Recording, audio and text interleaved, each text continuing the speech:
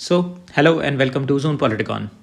तो today we'll study Socrates. आज हम सॉक्रेटिस को पढ़ेंगे। उससे पहले मैं आपको मेरे बारे में कुछ बता देता हूँ। मेरा नाम निपुण शर्मा है।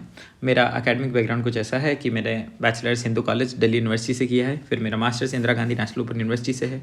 फिर मैंने नेट JRF का एग्जामिनेशन क्लियर किया था दिसंबर 2024 साइकिल में, फर्स्ट अटेम्प्ट में ही 99.83 परसेंटाइल के साथ। फिर उसके बाद मैंने टेलीग्राम चैनल अपना बनाया JRF निपुण करके। इसके अंदर विदाउट एनी स्पेस अगर आप टेलीग्राम के सर्च बार में डालेंगे तो ऐसा कुछ इंटरफेस खुल के आएगा आपके सामने। ओके, अब मैंने ये नाम ज़ून पॉलिटिकॉन ही क्यों लिया? मैं द पॉलिटिक्स रख सकता था, एरिस्टोटल रख सकता था, प्लेटो रख सकता था, हॉब्स लिख सकता था, डीकंस्ट्रक्शन लिख सकता था, कुछ भी ले सकता था, लेकिन मैंने ज़ून पॉलिटिकॉन ही क्यों लिया? ओके, तो ज़ून पॉलिटिकॉन होती है स्पेलिंग, मैंने डबल एन लिया है क्योंकि वो यूज़र नेम के चक्कर में। Okay, Zoon Politikon. तो ज़ून पॉलिटिकॉन पहली बार एरिस्टोटल यूज़ करते हैं अपनी बुक द पॉलिटिक्स में। ठीक है, अब ज़ून पॉलिटिकॉन का मतलब क्या है? Political animal.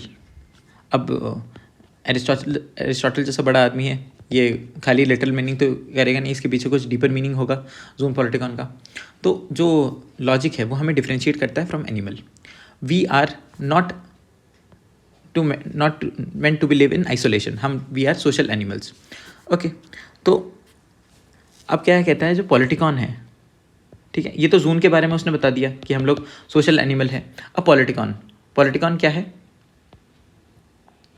This city state, polish को ही, जो पॉलिस है स्टेट, सिटी स्टेट उस टाइम पे हुए थे तो उसको ये पॉलिटिकॉन कहता है। तो जो ह्यूमन का जो पर्पस है, that is if you want to be truly human then you have to participate in activities और ऑफ स्टेट और इन द पब्लिक लाइफ। तो अफेक्टिंग कलेक्टिव गुड, आप जब पब्लिक लाइफ में पार्टिसिपेट करते हैं for wellbeing of others, for wellbeing of state, then you truly become human. तो आपको ह्यूमन बनने के लिए ज़ून पॉलिटिकॉन होना पड़ेगा, पॉलिटिकल एनिमल होना पड़ेगा। तो for that I am here. Okay, so I will make you rich in with this I'll make you rich in polytestosterone hormone. Okay, polytest, it's a term invented by me. तो polytestosterone hormone. Okay, polytestosterone hormone, this hormone helps you secrete that political sense within you, secretes political sense within you. Okay, sense within you हम क्या करेंगे? Through this political concept, through Indian political thought, through western political thought, we'll first study thinkers and all. फिर मैं आपको धीरे धीरे इनका current affair link बताऊंगा। ओके, करंट अफेयर्स के साथ कैसे लिंक्ड हैं ये, इंटरनेशनल इवेंट्स पे अपन डिस्कस करेंगे। ओके, करंट अफेयर्स भी धीरे धीरे अपन शुरू करेंगे। तो you will get that broader perspective of how politics is playing in your real life, how politics plays, how politics affects you in real life, how political concepts are still being used of ancient times, are still being used today to fight elections, to in rhetorics, in speeches. You will see that आप धीरे धीरे समझेंगे. Okay, so what my aim is to, from I'll make you from politically sterile to rich in polytestosterone hormone. Okay, polytestosterone hormone, testosterone hormone. तो then rules of the game. अब यहाँ के rules बिल्कुल simple हैं। पहले जो lectures होंगे वो बायलैंग्वेज में होंगे, हिंदी इंग्लिश जैसे अब नॉर्मली कन्वर्जेशन करते हैं ऐसा, ठीक है, कोई इतना हार्ड एंड फास्ट नहीं होगा।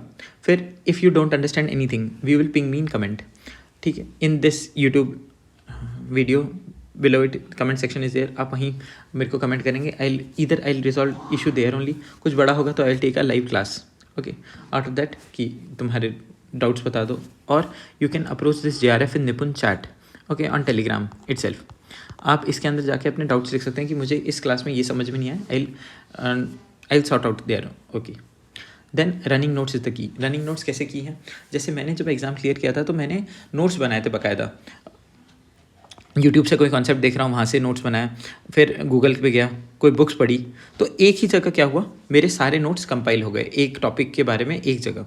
ओके, गूगल से कोई बुक पढ़ी, इसका कोई क्लास ली, उसका, ऐसे करके मैंने एक जगह बना दी। तो आप क्या करेंगे, मेरे साथ रनिंग नोट्स बनाएंगे, जो मैं लिखाता जाऊँगा आप लिखते जाएंगे। आप मेरी क्लास में बैठेंगे तो पेन एंड पेपर लेके बैठेंगे, ठीक है। ये कोई सुंदरकांड का पार्ट नहीं है बाबू कि आप सुन के सारा पुण्य कमा लेंगे, ऐसा नहीं होगा। ओके, तो आपको लिखना पड़ेगा, आपको मेरे साथ मेहनत करनी पड़ेगी, तब जाके आपको याद होगी चीज़ें, ठीक है। Will not create a hype, will be consistent, okay, will be consistent through out, will be PYQ oriented. हम लोग PYQ ओरिएंटेड रहेंगे। कैसे कि this time, this 2024, this 2026 paper of this 6 जनवरी केम ना, तो it was many discussion group showed that this is the most difficult paper, this is full of facts and all. ऐसा कुछ नहीं था। 50 question implicitly explicitly were derived from PYQ only. तो we will be PYQ oriented, will make the game simple for you. How? We'll avoid this intellectual diarrhea, क्योंकि intellectual FOMO होता है कि यार वो बुक पढ़ लेता हूँ, पूरा ही पढ़ लेता हूँ पॉलिटिक्स एक बार। ऐसा कुछ नहीं, मैं आपको जितना बताऊँगा उतना आप पढ़ेंगे, मेरे साथ पढ़ेंगे, धीरे धीरे कंसिस्टेंटली हम रिवाइज भी करते जाएंगे उन चीज़ों को। तो क्या होगा, इससे आपका इंटेलेक्चुअल डायरिया, इंटेलेक्चुअल फोमो भी नहीं होगा। और फिर इंटेलेक्चुअल डायरिया क्या होता है, एक साथ फिर सारा ज्ञान निकल जाता है, उस दिन नहीं निकलता लेकिन कभी और, ओके। तो वो कोई काम का नॉलेज नहीं देता। फिर 100% एंगेजमेंट रिक्वायर्ड है, ओके। फिर it's a process, be patient, be consistent, क्योंकि ये एक दिन का नहीं है, not a one day work, okay, not a one day work, this is 6 months work, okay. 6 months process है to get command over a subject is difficult, okay. It minimum takes 6 months। कुछ लोग 1 साल भी लेते हैं, कुछ लोग 2 साल भी लेते हैं, ओके। इट डिपेंड्स, ये किस पे वेरिएबल है, ये डायरेक्टली प्रोपोर्शनल है किस पे, आपकी ग्रास्पिंग पे, आपकी विल पावर पे, आपकी कंसिस्टेंसी पे, कि आप कितनी ढंग से उसको याद करना चाहते हैं चीज़ों को, इस पे डिपेंड करेगा। और आप ये चीज़ों को फॉलो करेंगे, मेरा मानिए आपका हो जाएगा JRF clear, okay. I am with you. Then अपन अब आज के टॉपिक पे आते हैं, Socrates. Will start with Socrates. ये सॉक्रेटिस कुछ ऐसे दिखते थे, okay. Socrates was father of western philosophy, ठीक है। Socrates is known as father of western philosophy. What else, he is the teacher of Plato. अब आपको वो चीज़ तो पता होगी कि सॉक्रेटिस टीचर हैं प्लेटो के, प्लेटो टीचर हैं एरिस्टोटल के, ओके। तो एरिस्टोटल के टीचर कौन है, प्लेटो। मैं लिख देता हूँ, सॉक्रेटिस के जो प्यूपिल हैं वो है प्लेटो, प्लेटो के एरिस्टोटल, और एरिस्टोटल किसके टीचर थे, अलेक्जेंडर द ग्रेट, जिसको हम सिकंदर महान कहते हैं, अलेक्जेंडर द ग्रेट, ठीक है। ये काम हो गया। अच्छा, इससे पहले मैं आपको एक फॉर्मेट ऑफ क्लास भी बता देता हूँ। फॉर्मेट ऑफ क्लास क्या होगा, जब हम क्लासेस कंडक्ट करेंगे तो कॉन्सेप्ट्स, पहले एक थिंकर के बारे में जैसे पढ़ रहे हैं तो कॉन्सेप्ट्स पढ़ेंगे, फिर उसके बाद उसकी बुक्स देखेंगे क्योंकि ये फैक्चुअल इन्फॉर्मेशन है, ओके। देन हम उसके PYQs देखेंगे, PYQs एंड एक्सपेक्टेड क्वेश्चन। कुछ मेरी तरफ से भी क्वेश्चंस होंगे आपके लिए जो हम अभी ऐसे करेंगे। फिर जब रिवाइज करेंगे ना, तब हम उल्टा चलेंगे, PYQs देखेंगे और उसके बेसिस पे कॉन्सेप्ट्स को रिकॉल करेंगे। जब एग्जाम पास होगा ना, तो हम ऐसे करेंगे। तो मतलब you need nothing more than this. जितना मैं पढ़ा रहा हूँ इससे ज़्यादा कुछ JRF के इससे ज़्यादा JRF में नहीं आएगा चीज़ें ना। फैक्ट में वो कर दें तो अलग बात है, बट कॉन्सेप्ट्स में इससे ज़्यादा नहीं आएगा। तो you don't need to rush anywhere else, just focus on these. 30-40 minute की क्लास होगी एक थिंकर पे, टेक इट और यू आर सॉर्टेड। उसको रिवाइज करो बार बार, ठीक है। अब कॉन्सेप्ट्स के मैं एक ब्लूप्रिंट दे देता हूँ कि अपन कौन कौन से कॉन्सेप्ट्स पढ़ेंगे आज। पहला, सॉक्रेटिक मेथड। सॉक्रेटिक मेथड क्या है। दूसरा, why he is called gadfly of Agora. इसी से हम इसका वो स्टेटमेंट भी डिराइव करेंगे, एन अनएग्जामिन्ड लाइफ। डिराइव क्या मतलब, एक तरह से समझेंगे उसको, is not worth living, okay. ये देख लिया। फिर इसके बाद अपन क्या करेंगे, सॉक्रेटिक आयरनी देखेंगे। सॉक्रेटिक आयरनी क्या है। वर्चू इज नॉलेज, ये जब ये कहता है तो इसका क्या मतलब है, वर्चू इज नॉलेज। और फिर इसको सब्सिक्वेंटली हम गांधी के साथ लिंक करेंगे। गांधी तो आपके एक थोड़ा रिलेवेंस दिमाग में बैठेगा। फिर फिफ्थ है थ्योरी ऑफ स्टेट। हम देखेंगे कि थ्योरी ऑफ स्टेट ये क्या देते हैं, मतलब इनके हिसाब से स्टेट क्या है क्या नहीं है। फिर हम पढ़ेंगे सोफिस्ट के बारे में, सोफिस्ट कौन थे, ओके।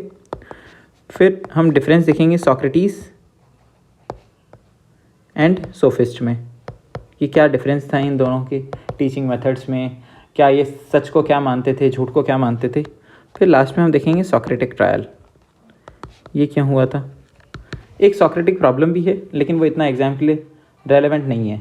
तो नाउ हम एक एक करके इन कॉन्सेप्ट्स को पढ़ेंगे जो हमने अभी लिखे हैं। पहला सॉक्रेटिक मेथड। सॉक्रेटिक मेथड क्या है? एलेंकस। अब ये एलेंकस किस बला का नाम है भाई? एलेंकस एक छोटा पार्ट है डायलेक्टिक्स का। अगर मान लो डायलेक्टिक्स ये है तो एलेंकस ये हो गया। तो हमारे पास दो क्वेश्चन उठते हैं, डायलेक्टिक्स क्या है और एलेंकस क्या है। तो पहले समझते हैं बड़े को, डायलेक्टिक्स है क्या। Dialectics is a rational method of discussion. ठीक है, एक तरह से एक डिस्कशन का मेथड है जिसके थ्रू ट्रुथ को डिस्कवर किया जाता है। इसके अलग अलग फॉर्म्स होते हैं। ठीक है, method of rational discussion to discover truth. Truth को डिस्कवर करने के लिए कुछ डिस्कशंस होते हैं, डिबेट्स होते हैं। इसके अंदर अलग अलग मेथोडोलॉजीज़ यूज़ की जाती हैं। डायलेक्टिक्स के कई प्रकार हैं, जैसे एक एलेंकस हो गया, इसको हम पढ़ेंगे अभी। एक हेगेलियन मेथड हो गया। हेगेलियन मेथड में क्या होता है, इसके अंदर थीसिस दी जाती है, फिर एक उसका काउंटर स्टेटमेंट दिया जाता है, एंटीथीसिस। फिर इन दोनों को मिला के एक बनता है सिंथेसिस। फिर जो सिंथेसिस है ना, वापस से थीसिस में कन्वर्ट हो जाता है। ओके, और अगेन चलता रहता है जब तक हमें एक अल्टीमेट ट्रुथ नहीं मिलता। तो ये तो हमारे अभी एग्जाम रेलेवेंट है नहीं इतना, ईगल में जब पढ़ेंगे तब देख लेंगे इसको थोड़ा बहुत, अभी सॉक्रेटिस के लिए नहीं है। तो हम एलेंकस पे आते हैं। एलेंकस, एलेंकस क्या है? Elenchus is a method of cross examination. मतलब आपसे मैं क्वेश्चन एंड आंसरिंग करूंगा, कोई एक सर्टेन कॉन्सेप्ट दूंगा, उस पर एक क्वेश्चन एंड आंसर होगा। ठीक है, तो अगर अपन डेफिनेशन लिखें तो क्या लिखेंगे? क्रॉस एग्जामिनेशन मेथड और method of cross examination to expose contradiction method to expose contradictions in beliefs, clearing way for truth और knowledge। ठीक है, तो आसान भाषा में क्या है एलेंकस का मतलब कि आपसे क्वेश्चन आंसरिंग होगी, आपके आर्गुमेंट को रिफ्यूट किया जाएगा। जैसे आपने कोई स्टेटमेंट दिया आपने, या आपसे कुछ पूछा गया, पहले आपसे क्वेश्चनिंग हुई, फिर आपने कोई स्टेटमेंट दिया, फिर उसको रिफ्यूट किया गया on certain grounds, on logical grounds. फिर रिफ्यूट करके कुछ आपके पास नॉलेज आई, फिर आपने वापस अपना लॉजिक दिया उस पर, फिर उसका रिफ्यूटेशन हुआ, फिर आपने लॉजिक दिया। ऐसे करते करते ये चिसल्ड आउट जब चिसल हो जाएगा ये सारी नॉलेज, मतलब छील दी जाएगी सारी नॉलेज, तब एक अल्टीमेट ट्रुथ तक पहुँचोगे आप। ओके, ये एलेंकस है। जैसे एग्जाम्पल मैं आपको बाहर का भी दे सकता हूँ, लेकिन अपन अभी कोर्स में हैं तो उसका भी दे लेते हैं। जैसे जस्टिस, प्लेटो जब हम पढ़ेंगे तो जस्टिस के बारे में पूरी तरह से पढ़ेंगे, क्या उसकी डिबेट थी सॉक्रेटिस की। ओके, जस्टिस में क्या है कि ये जो सॉक्रेटिस था इसका मेथड क्या था, ये एलेंकस, ये बैठ जाता था मार्केट में या फिर कहीं भी और लोगों से क्वेश्चन आंसर करता था। तो ऐसे ही क्या हुआ, एक बार बोला कि जस्टिस क्या है, तो जस्टिस बोले क्या है, तो सिफिलिस और पोल मार्कस को बुलाता है कि भाई तुम बताओ क्या है। तो ये बोलता है पॉलीमार्कस को, ये लोग बोलते हैं कि justice is to speak truth. इन्होंने कहा स्पीकिंग ट्रुथ इज़ जस्टिस। अच्छा जी, तो इसने कहा कि एक बार बताओ, कोई एक्सटर्नल अफेयर्स मिनिस्टर या एक्सटर्नल अफेयर्स मिनिस्ट्री का स्पोक्स पर्सन है, जैसे अपने नॉर्मल केस में ले लेते हैं, जैसे EM स्पोक्स पर्सन है अभी, वो कोई वेनेजुएला पे ब्रीफिंग दे रहे हैं, या फिर कोई ऑस्ट्रेलिया इंडिया पैक्ट हुआ है उस पर ब्रीफिंग दे रहे हैं, और कोई द डॉन पाकिस्तानी न्यूज़पेपर है, इसका रिपोर्टर पूछ लेता है कि अच्छा जी आप बताओ कि तुम्हारे न्यूक्लियर साइट्स कहाँ पर है। ठीक है, इसको नॉलेज है थोड़ी बहुत, ये बता देता है कि अरे जस्टिस तो सिफिलिस और पोल मार्कस के हिसाब से क्या है कि स्पीकिंग ट्रुथ, तो बता दिया कि फ़लानी जगह हमारी ये कोऑर्डिनेट्स हैं हमारी सैटेलाइट्स के। तो अब क्या होगा, यहाँ पर डिस्ट्रॉय कर दिए जाएंगे। भाई पाकिस्तान यहाँ पर मिसाइल छोड़ के इसको डिस्ट्रॉय कर देगा, तो हमारी स्ट्रेटेजिक ऑटोनॉमी जो है हमने जो बनाई है अभी न्यूक्लियर वेपन्स और इन सब से, ये सब खत्म हो जाएगी। ईरान के केस में यही हुआ, B2 बम्पर डाल दिए, B2 बम्पर डाल दिए अमेरिका ने वहाँ पर न्यूक्लियर साइट पर, जहाँ भी न्यूक्लियर फैसिलिटीज़ थी वहाँ पर B2 बम्पर डालिए, बम डालिए, तो ईरान की एक तरह से पूरी कमर तोड़ दी ऐसे। तो बोले यार ऐसे तो ये तो सही नहीं है। तो फिर और ये पूरा आर्ग्यूमेंट चलता है, जब मैं जस्टिस पढ़ाऊंगा तो इसको बताऊंगा कि कैसे थ्रेसिमाकस क्या कहता है, ये लोग कैसे इनके आर्ग्यूमेंट्स को रिफ्यूट किया जाता है। फिर अंत में सॉक्रेटिस कह लो, मतलब सॉक्रेटिस मेन कैरेक्टर है प्लेटो के बुक्स में ना। द लॉस को छोड़ के सॉक्रेटिस जो प्लेटो की सारी बुक्स हैं उनमें एक तरह से मेन कैरेक्टर निभा रहा है। तो सॉक्रेटिस कहता है कि justice is to do your own duty according to your virtues. Okay, ऐसे सॉक्रेटिस फिर कहता है कि भाई जस्टिस क्या है, doing your duty according to your virtues. फिर इसको गेट फ्लाई ऑफ अगोरा कहते हैं, गेट फ्लाई ऑफ अगोरा। ये एक तरह से मेटाफर है। अगोरा का मतलब मैं आपको बता देता हूँ, अगोरा एक मार्केट प्लेस है, सेंट्रल मार्केट प्लेस। जैसे सीपी हो गया, कनाट पैलेस है ना, तो यहाँ पर आपने देखे होंगे शाम को जाओगे सिंगर्स बैठे रहते हैं, अलग अलग कोई स्टंट दिखाने वाला होता है, कोई क्या होता है, ऐसे ही करके सॉक्रेटिस भी एक जगह बैठा रहता था। और गेट फ्लाई का मतलब क्या होता है, जो पेस्ट जो लाइफ स्टॉक को स्टिंग करते हैं। जैसे हमने देखा होगा बफेलो के ऊपर या फिर गाय के ऊपर आप देखते होंगे तो छोटी छोटी फ्लाइज होती हैं, उसको गेट फ्लाई कहते हैं। ये लोग क्या है, खून चूसते हैं, स्टिंग करते हैं और खून चूसते हैं इनका। तो इसको एक मेटाफर के रूप में लिया गया है कि जो गेट फ्लाई है, लाइफ स्टॉक को क्या लिया गया है, लाइफ स्टॉक है एथेंस, जो जिसको स्टिंग करना पड़ रहा है। गेट फ्लाई का मतलब बता देता हूँ, एथेंस है जो एक तरह से सो गया है और इसको स्टिंग करने की ज़रूरत है गेट फ्लाई के द्वारा, जिससे इनके लोगों में वापस से अवेयरनेस आए towards their life, towards their goals and everything. मतलब एक तरह से दे आर इन इग्नोरेंस, तो Socrates want to get them out of ignorance. Okay, sting करके। तो एक मेटाफर है, इसको लिटरली मत लेना। और ये ऐसे अगोरा में बैठ जाता था और डायलेक्टिक्स करता था लोगों से पूछता था कि भाई बताओ तुम्हारा व्यू क्या है जस्टिस पे, तुम्हारा व्यू क्या है ट्रुथ पे, ऐसे। इसको इसलिए गेट फ्लाई ऑफ अगोरा कहते हैं। तो ये क्वेश्चन आ सकता है भाई गेट फ्लाई ऑफ अगोरा किसे कहते हैं, सॉक्रेटिस को। समझ में आ गया गेट फ्लाई का मतलब क्या है, अगोरा का मतलब क्या है, क्यों कहते थे इसको। अब थर्ड क्या था हमारा, सॉक्रेटिक आयरनी। हाँ, इसको हमने लिंक कर ही दिया। हाँ, इसको हम अनएग्जामिन्ड लाइफ से भी लिंक करने वाले थे। An unexamined life is not worth living, इससे कैसे लिंक होगा। अब जब आप ये जब क्वेश्चनिंग आंसरिंग होगी तब जस्टिस के बारे में जानोगे, ट्रुथ के बारे में जानोगे, गुड और बैड के बारे में जानोगे। तो ही सेज कि आप ऐसे ही अपने लाइफ को भी देखो। आपका जो टीलोस है, आपका जो गोल है लाइफ का, वो क्या है, to achieve that truth, to achieve that good, है ना, हैप्पीनेस। वो कैसे आएगी, जब आप अपने टीलोस तक पहुंचोगे। पर्पस वो कैसे आएगा, सेल्फ रिफ्लेक्शन के थ्रू।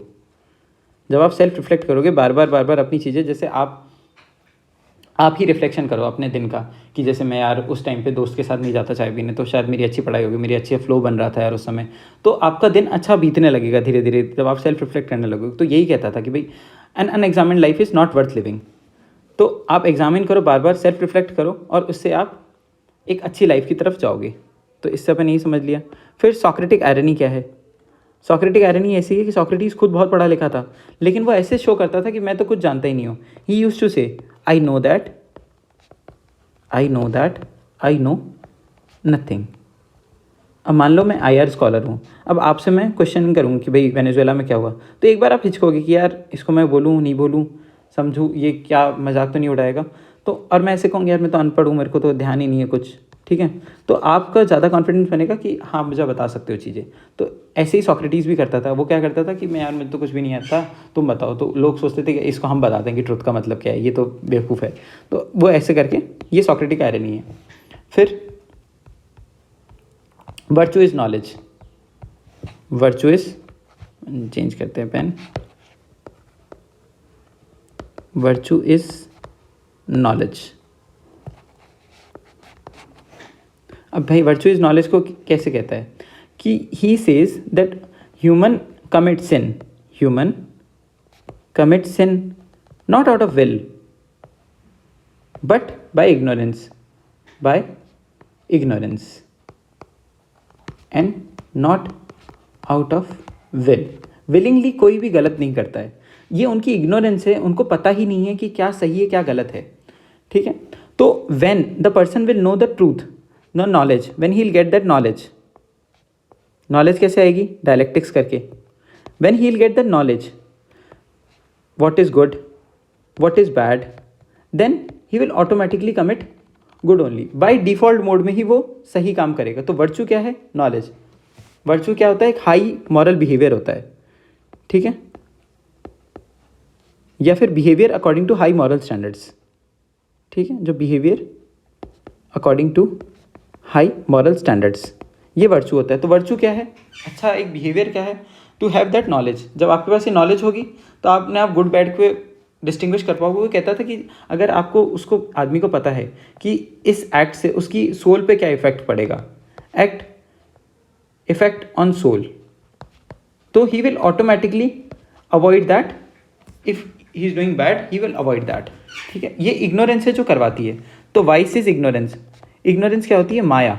जैसे बुद्ध में माया, ठीक है, बुद्धिस्ट कॉन्सेप्ट में इसको माया कहते हैं, अज्ञान, ठीक है.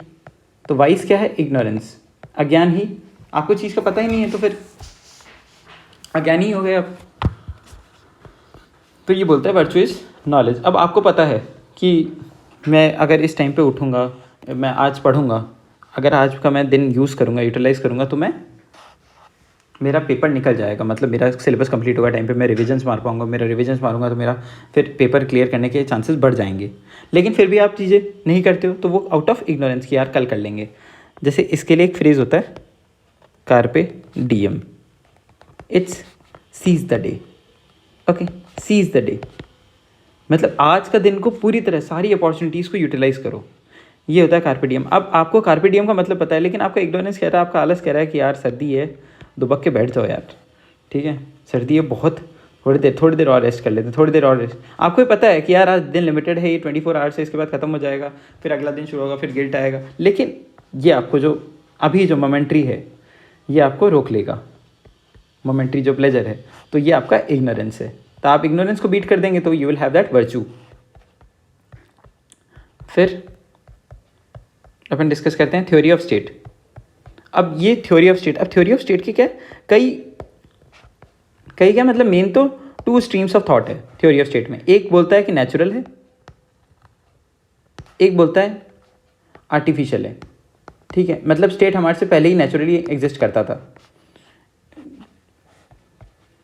ये नेचुरल कहता है, आर्टिफिशियल कहता है कि state came out of social contract. Okay, social contract से ये लोग कहते हैं कि जैसे इंसान आया, इंसान जी रहा था, फिर एक बार किसी ने प्राइवेट प्रॉपर्टी बना दी, ठीक है, प्राइवेट प्रॉपर्टी बना दी, तो फिर वो बढ़ गया, इनइक्वालिटी इंक्रीज़ होने लग गई, ठीक है, और एनार्की बढ़ने लग गई. एनार्की बड़ा कुछ भी कर देता था, तो पीपल केम, या कोई भी किसी को मार देता था, कुछ भी हो जाता था. People came for their protection, came together for protection and they made state. और इन्होंने क्या बना दिया, स्टेट. तो स्टेट क्या है, सोशल कॉन्ट्रैक्ट का नतीजा है. ये इंस्टीट्यूशंस बना दिए ताकि ह्यूमन की रक्षा हो सके. और नेचुरल थ्योरी क्या कहती है, स्टेट एग्जिस्ट करता है before human also, we are just living it, we human को बस मेंटेन करना है उसको. तो इस स्ट्रीम के थॉट इस स्ट्रीम के कौन कौन है, सोक्रेटिस, प्लेटो एंड एरिस्टोटल. ये स्ट्रीम ऑफ थॉट के हैं, ठीक है. फिर हम पढ़ेंगे सोफिस्ट को. इसके बाद हम सोफिस्ट को पढ़ते हैं. अब सोफिस्ट कौन है, सोफिस्ट क्या थे, ये लोग एथेंस में घूम के पढ़ाते थे, ठीक है. ये लोग रेटोरिक्स पढ़ाते थे, ये लोग मतलब मटीरियलिस्टिक नॉलेज पे ये लोग फोकस करते थे. तो जो हैं सोफिस्ट, इनके क्या फीचर्स हैं, पहले ये लोग मटीरियलिस्टिक वर्ल्ड पे फोकस करते थे. जहाँ सोक्रेटिस कहता था कि आप है ना, वर्चू इज़ नॉलेज, ये वो गुड, आप आत्मा का गुड देखो, और ये बोलते थे नहीं भाई, खाओ पियो मज़े करो. जैसे चारवाक दर्शन है ना हमारा, ठीक है, वैसे ये लोग कुछ थे कि अभी में जियो, मटीरियलिस्टिक वर्ल्ड है, इसके बाद स्वर्ग है, नरक है, कुछ पता नहीं है, बस अभी में जियो. ये लोग ऐसा कहते थे. दूसरा, ये लोग मानते थे कि state came out of social contract. अभी आपको समझाया ऊपर मैंने, इसका क्या मतलब है. फिर ये लोग वर्ल्डी थे, वर्ल्डी तो है ही भाई, मटीरियलिस्टिक वर्ल्ड पे फोकस करेंगे तो वर्ल्डी अपने आप हो जाएंगे. ये रिलेटिविस्ट थे. जहाँ सॉक्रेटिस मानता था कि ट्रुथ एब्सोल्यूट है, ये लोग मानते थे कि नहीं, ट्रुथ रिलेटिव है। मतलब इस समय ट्रुथ सच बोलना इस समय है, अगले मोमेंट पे झूठ बोल देना भी उस वक्त सही है, कुछ गलत नहीं किया तुमने, गुड है उस समय भी। तो कोई एक डेफिनेशन नहीं है। ये ह्यूमनिस्ट थे, ये लोग ह्यूमन प्लेजर पे फोकस करते थे, मतलब ह्यूमन को अपनी फिलॉसफी के सेंटर में रखते थे कि ह्यूमन का प्लेजर, पेन, इसको ध्यान में रखा जाता था सारी चीज़ों के लिए। ठीक है, तो मेनली इनके ये फीचर्स थे। ये लोग रेटोरिक्स सिखाते थे। क्या सिखाते थे? रेटोरिक्स। रेटोरिक्स मतलब आर्ट ऑफ परसुएसिव स्पीकिंग। जैसे हमारे जो पॉलिटिकल लीडर्स हैं जो करते हैं परसुएसिव, एक ही चीज़ को बार बार बोलते हैं, उसको ही बार बार रीइंफोर्स करते हैं अलग अलग तर्कों से कि आदमी के दिमाग में बैठ जाए, तो ऐसा करके, या फिर आपका आर्ग्यूमेंट को बिल्कुल आपके सोचने के नज़रिए को बदल देंगे, वो होता है रेटोरिक्स। ठीक है, ये लोग ये सिखाते थे और ये लोग फीस भी चार्ज करते थे। ठीक है, इनका ही मेजर मतलब एक तरह से जो अपोनेंट था वो सॉक्रेटिस था। सॉक्रेटिस अब कैसे अपोनेंट था? Let's see, Socrates versus sophist.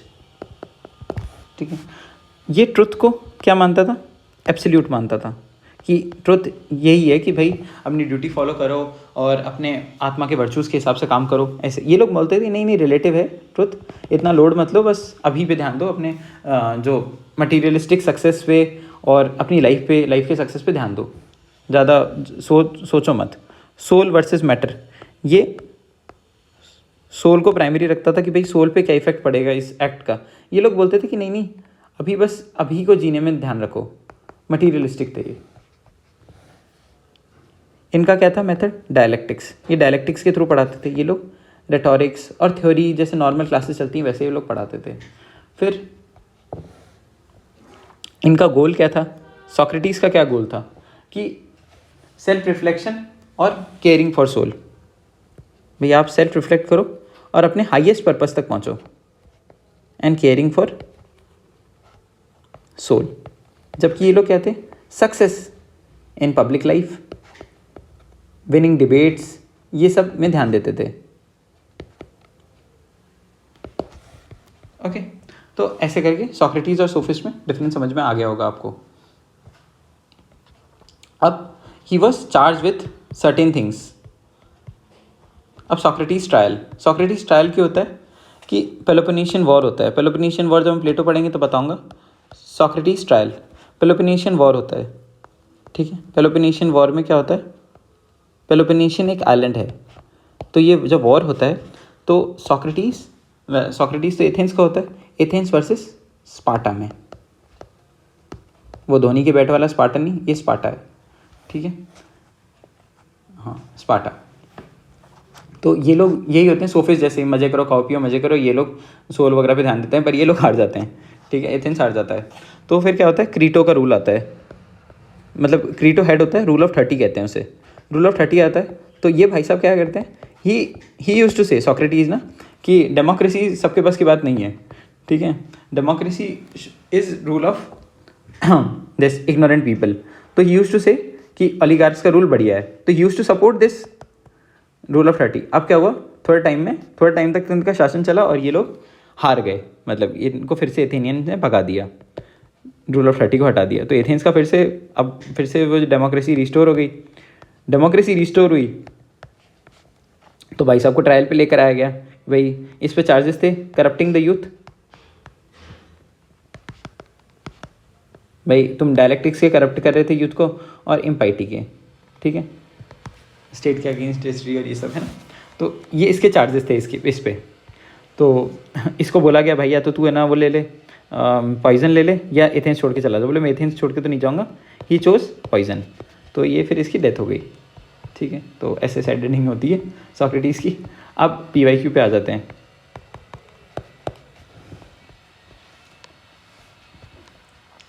PYQs में अभी मतलब क्या क्या पूछा गया है। एक मुझे क्वेश्चन मिला था, आइडिया ऑफ मॉरल एब्सोल्यूटिज्म किसका है? आइडिया ऑफ मॉरल एब्सोल्यूटिज्म किसका है? सॉक्रेटिस पे चार्जेस क्या क्या लगे? तो मैंने बताया आपको दो, कि एक तो करप्टिंग द यूथ और एक इम्पाइटी। आइडिया ऑफ मॉरल एब्सोल्यूटिज्म का मतलब समझ में आ गया कि भाई जो ट्रुथ है वो एक ही है, उसकी ज़्यादा डेफिनेशंस नहीं है, रिलेटिव नहीं है, अलग अलग सिचुएशन में तुम अलग अलग बता दो। तो ये कौन देता है? सॉक्रेटिस। ठीक है, अभी तक ये क्वेश्चन आए। और एक्सपेक्टेड क्या हो सकते हैं आपके? एलेंकस। ठीक है, एलेंकस क्या है? सब पार्ट है डायलेक्टिक्स का। फिर क्या पूछ सकता है? वर्चू इज नॉलेज किसका स्टेटमेंट है? और पूछ सकता है कि an examine life worth not living, इसका क्या मतलब है? गेट फ्लाई ऑफ अगोरा किसे कहते हैं? ठीक है, ऑल इन ऑल ये सॉक्रेटिस हो जाता है। ठीक है, तो अब ये आपको यहाँ तक समझ में आया होगा। अब इसके बाद अपन क्या करेंगे? इसके बाद अपन पढ़ेंगे प्लेटो। प्लेटो इससे थोड़ा लंबा होगा क्योंकि प्लेटो की बुक्स वगैरह भी हैं। हाँ, एक और चीज़ बता रहा हूँ, ये खैर बुक्स, इसकी कोई बुक नहीं है। ठीक है, सॉक्रेटिस की कोई बुक नहीं है, कोई लिखा नहीं है इसने, कोई लिखावट नहीं मिलती है इसकी बुक्स की। समझ में आ गई? कोई बुक नहीं मिलती है, no book of Socrates is found. ठीक है, ये इसको जीवंत करता है प्लेटो इन हिज क्रिएशंस। जैसे घूम घूम के पढ़ाता था तो कोई कंपाइल ही नहीं हुआ। अब जैसे बुद्ध थे, वो भी घूम घूम के पढ़ाते थे। ठीक है, घूम घूम के पढ़ाते थे। उनका सारनाथ पे पहली बार जब उनको बोधि प्राप्त हुई थी तो सारनाथ पे जाके उन्होंने अपना लेक्चर लिया था। तो सारनाथ पिलर का आप जानते हो महत्व ये है, घूम घूम के पढ़ाते थे। तो फिर व्हाट हैपेंड, इनके मरने के बाद 4th बुद्धिस्ट काउंसिल में जो कनिष्क के अंडर कंडक्ट हुई थी, वहाँ पर कंपाइल किए गए। ठीक है, वहाँ पर इनके चीज़ें कंपाइल की गई महात्मा बुद्ध की। तो ऐसा तो नहीं है महात्मा बुद्ध हुए नहीं, इन्होंने कुछ लिखा नहीं। ये लोग बस डायलॉग्स में बात करते थे, कुछ दरबार लगा दिया, जन दरबार लगा दिया, तो उसके अंदर लोगों की प्रॉब्लम सॉल्व कर रहे। तो इनके बाद में शिष्यों ने इनको फिर कंपाइल किया। तो कुछ ऐसा ही सॉक्रेटिस के साथ होता है। ओके, बाद में प्लेटो इनको कंपाइल करता है अलग अलग तरीके से। अब खाली प्लेटो ही नहीं, जीनोफोन और एक एरिस्टोफेन, ये भी इसको कंपाइल करते हैं, एरिस्टोफेन्स। ठीक है, जीनोफोन इसको एक प्रैक्टिकल आदमी बताता है, प्रैक्टिकल मैन, और एरिस्टोफेन इसकी मौकरी करता है। मान लो गांधी का गोडसे है एरिस्टोफेन। ठीक है, गोडसे जैसे गांधी की मौकरी करता है, ऐसे ही एरिस्टोफेन करता है सॉक्रेटिस की। तो ऐसे ही करके ख़त्म होता है। अब हम नेक्स्ट लेक्चर में क्या पढ़ेंगे? प्लेटो के बारे में पढ़ेंगे। प्लेटो में क्या पढ़ेंगे? उसका उसके लाइफ के बारे में, उसने क्या क्या बुक्स लिखी है। ठीक है, ये पढ़ेंगे। उसके मेजर कॉन्सेप्ट्स क्या क्या हैं। ठीक है, जस्टिस का कॉन्सेप्ट पढ़ेंगे, जस्टिस का कॉन्सेप्ट मेन है। फिर जब उसे क्यों कम्युनिस्ट कहा जाता है, मतलब एक मैक्सी नाम का स्कॉलर है, वो तो इसके कहता है कि Plato is more red than the red themselves, मतलब ऐसे कुछ करके है कि कम्युनिस्ट से भी ज़्यादा रेड है ये आदमी। ठीक है, ये communism of wifes, communism of property ला देता है। मतलब सोचो कि प्रॉपर्टी का कम्युनिज्म तो समझ में आता है, बच्चों तक का और बीवियों तक का, कि कोई किसी का पति ना बेटा है ना पत्नी है, बस सब सबके पत्नी हैं, सब सबके पति हैं। ऐसे करके कम्युनिज्म ऑफ वाइफ्स लेकर आता है कि है ना, इससे क्या होगा कि आदमी को जो गार्जियन क्लास है उसको लगेगा ही नहीं कि ये मेरा बच्चा है, पूरी प्रजा को भी अपना बच्चा मानेगा। तो भाई कितना मतलब कितना वो इम्प्रैक्टिकल सा कॉन्सेप्ट है ये, और कितनी एनार्की ले आएगा ये। लेकिन भाई साहब दे देते हैं। फिर इनको भी धीरे धीरे रियलाइज़ होता है, इनके अर्ली डायलॉग्स होते हैं, फिर इनके लेट डायलॉग्स होते हैं। द लॉज में कहते हैं कि नहीं, लॉ इंपॉर्टेंट है। फिलोसफर किंग का पीके का कॉन्सेप्ट देते हैं, पीके वो वाला नहीं, आमिर खान वाला, फिलोसफर किंग का कॉन्सेप्ट देते हैं। ठीक है, और भी बहुत सारी चीज़ें बताते हैं। तो अपन अगली क्लास जो होगी वो प्लेटो पे होगी और बड़ी इंटरेस्टिंग सी क्लास होगी। So stay tuned. Thank you for today, इतना सुनने के लिए, इतना पेशेंस रखने के लिए। Thank you guys.